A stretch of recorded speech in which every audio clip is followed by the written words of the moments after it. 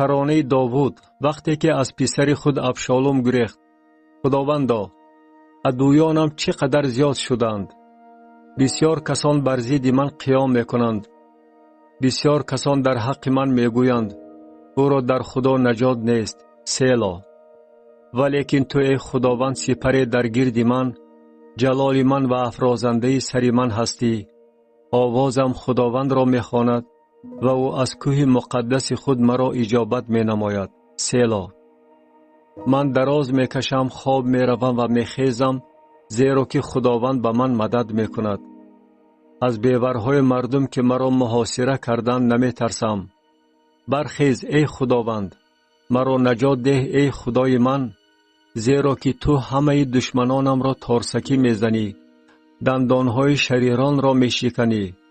نجات از خداوند است، برکت تو بر قوم توست. سیلا.